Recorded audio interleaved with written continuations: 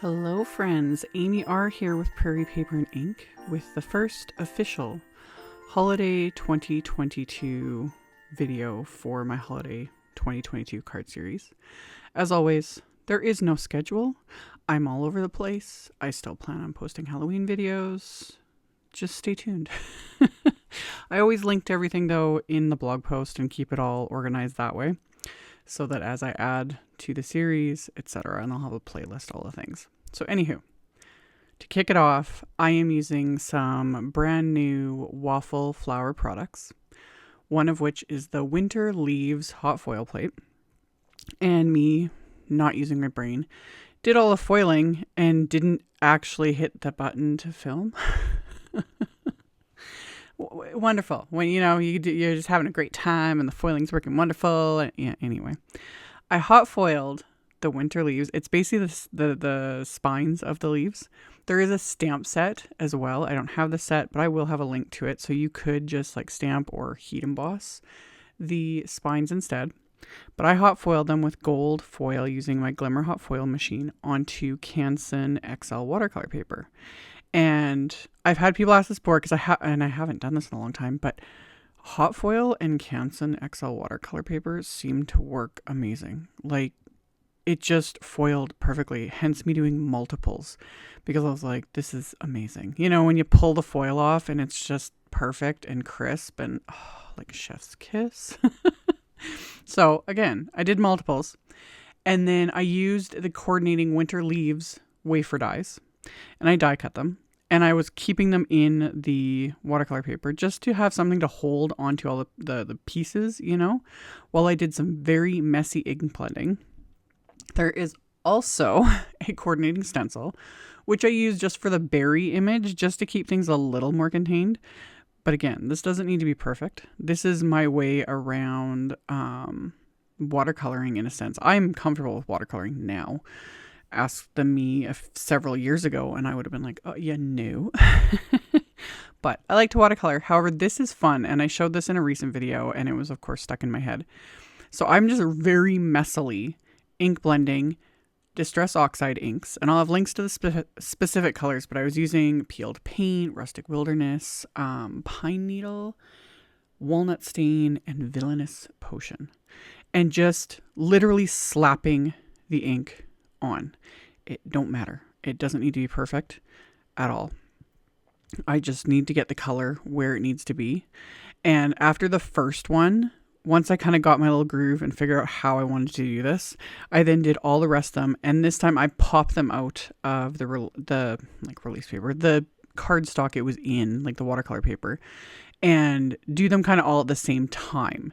So I just laid them out on my little flour sack towel that catches everything, and then would spray it with water. And because these are oxide inks, they heavily react with water. Now, because the spines have been foiled, foil technically resists it all.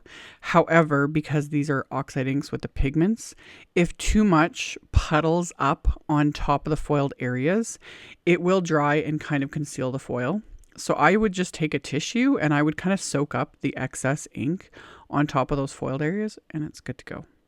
So it was just fun.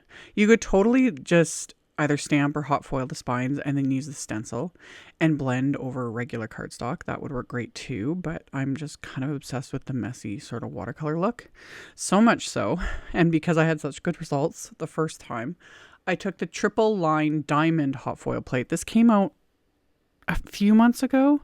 I can't remember, but it came out a while ago, and I had it sitting here and I was like, oh, I want to try foiling this on the Canson XL, and look at it. Like, look at it.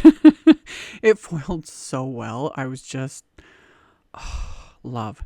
So after I'd hot foiled them, I freehand, but basically following the lines, painted the plaid background. There is a stencil, I think, that works with this as well, but I wanted, again, that kind of messy watercolor look. And because, you know, all those lines were already foiled, it kind of gave me a guide, because I've tried in the past to paint my own, you know, like plaid background, and it's horrible. It just, nope. That's not where my forte is, doing that kind of stuff. But this, I was like, I could follow the lines and it doesn't need to be perfect. So I smushed The Villainous Potion Distress Oxide onto my little palette, added water, and then just freehand painted it. And then let that mostly dry. And then I went in with the Pine Needles Oxide. Normally I would not do greens and purples together because they make mud. However, Pine Needles specifically, it's a very blue tone green. So I was pretty confident that it would work, and it did. So yay, pat self on back. I didn't totally destroy these. But I did the exact same thing.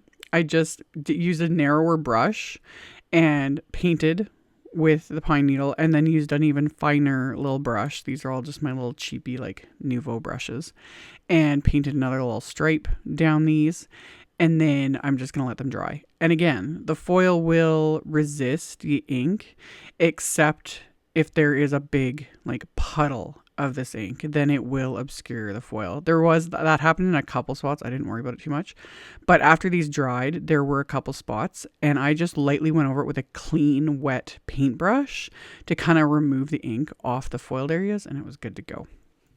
So these were just fun. I had this color combo in mind. What originally was supposed to be, 1 or 2 cards turned into a bunch because I was just having fun with it. So after I painted those backgrounds, I wanted to do a couple more, just using the Villainous Potion Oxide ink.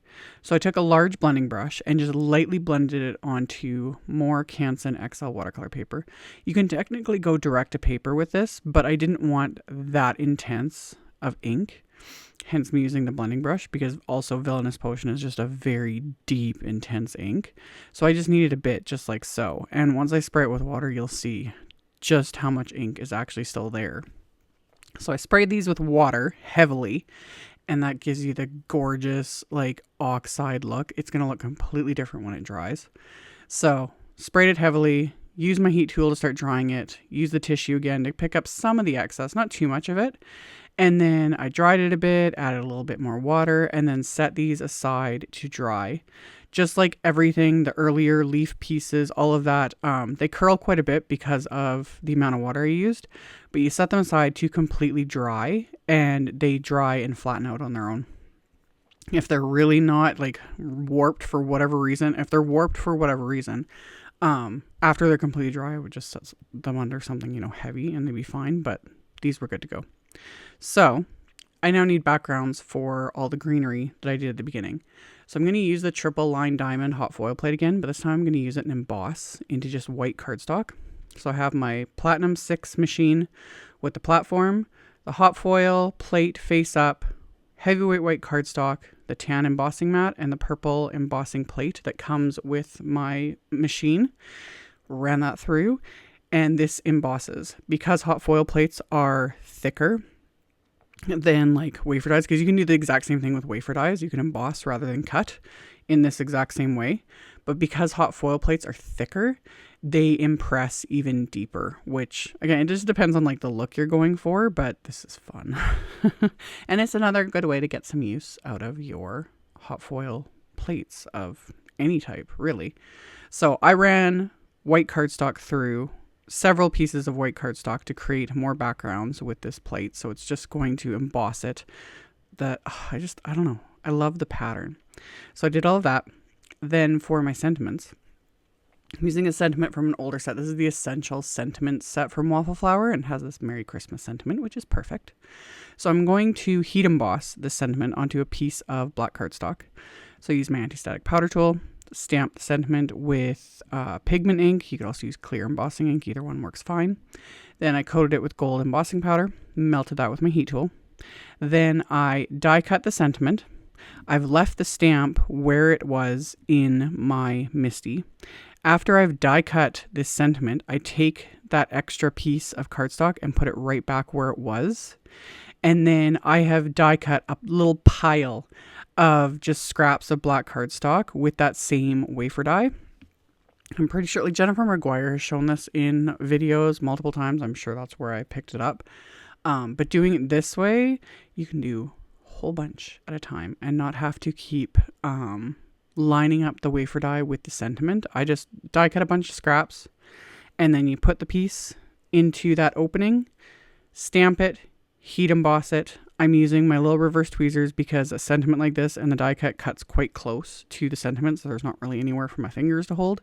So I'm just holding it with my little reverse tweezers, melting it with my heat tool, and then just keep repeating that process till I get all the sentiments for all the cards. So whether I was doing like 8 I did today or 50 or whatever, this just works, you know. And if you want to be someone that does extras and keep them on hand, that also works too.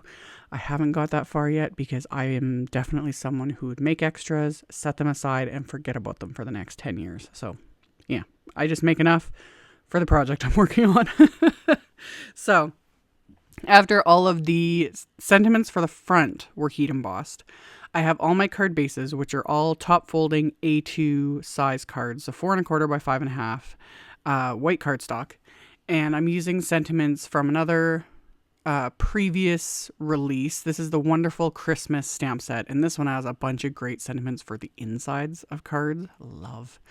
So I'm inking up the sentiments with that Pine Needles Oxide ink and stamping that onto the inside of all these cards. So just repetitive, just like I do with everything. I do everything at once. I did all my hot foiling at once. I did all of my watercoloring and messing around with the Oxide inks at once. I did all of the heat embossing of the sentiments at once. Now I'm stamping all the insides of the cards at once. You do everything at once, and it makes the process of making multiples so much easier. So I stamped all the insides. My hot foil plaid backgrounds, I trimmed down to smaller than my A2 card front. The Merry Christmas sentiments, for these ones, I die cut more scraps, so I have a couple stacked behind it just to give it a bit more dimension. I adhered that to the background, and I used Simon's Big Mama foam tape on the back of that as well, just to give it a bit of dimension. And then those purple backgrounds I did that I had ink blended and then sprayed, I die cut with the largest outline of the new Winter Crystal wafer die. And then I'm adhering that piece to a piece of black cardstock that's slightly larger. And then the outline, which has like a piercing detail all around the perimeter, I'd also die cut from some scraps of white cardstock, stack those together, and I'm going to top it with that purple piece that was cut out of the background. And then when I inlay that into the opening, it's going to have dimension, but it keeps the background continuous. So I adhered that into place. And then there's a slightly smaller outline that I had die cut from some Lawn Fawn Rainforest cardstock, which is a very close match to Pine Needles Distress Oxide ink. Again, chef's kiss. I love when that happens. So I die cut that, and then the snowflake itself I die cut from some matte gold cardstock. So adhered those together, and then I'll pop that into place on top of the continuous outline there. Once that's adhered, I'm going to adhere another one of those heat embossed Merry Christmas sentiments, and then I'll adhere this to the card base. After I've got that one adhered, for the final cards where I used the embossed backgrounds with that triple line diamond hot foil plate, that I'd also cut down to smaller than my A2 cards. I think all my backgrounds I cut down to 3 3/4 by 5 inches, something like that. And that dry embossed background, I applied my craft tacky glue to the back of it, trying to concentrate the glue more on, this is the back side of it, but the raised edges, because that's obviously what's going to stick the best. So put craft tacky glue on there. I didn't use foam tape for this one because I'm going to layer the greenery and whatnot onto this as well. So I didn't want it to be too bulky, but you could also use foam tape because that always does give, that extra something. So I got that adhered. And then those greenery pieces that I had hot foiled and done the messy faux watercolor on, I'm going to adhere those on top of this with craft tacky glue. So, and this also gives you an idea of just how big these are, because this is an A2 size card. These pieces are huge, which is kind of nice. They just they're their own, focal point on these cards. So adhere those into place, and then I'll adhere that final Merry Christmas sentiment. And same thing, I just kept repeating the process. I'm only showing one of each on camera because otherwise it's redundant. But same thing, I did everything at once. And then my last final little bit of embellishment is I added some Arctic Breeze pearls from Studio Katia. So I adhered those to these foiled plaid backgrounds, just a few around the sentiment. And then I adhered them to the different points on these snowflakes. They have the little pearls going on and some fabulous gold cardstock and then that gorgeous purple, like love. So that was the snowflake cards, and then I adhered some pearls around the greenery and sentiment on the final cards. So I've got the gold foil, you know, all reflective and fancy, and then like the faux watercolor look with the Oxide inks and the dry embossed triple line diamond, you know, background. These were a lot of fun to make. So as always, I will have a link below the video to my blog post. In the blog post, I'll have a supply list with picture links to everything. All that info will be in the blog post, as well as, of course, a supply list, as always, in the description box below the video. So you can check that out below if you're interested. Thank you all so much for watching, and I'll see you all very soon in the next one. Bye!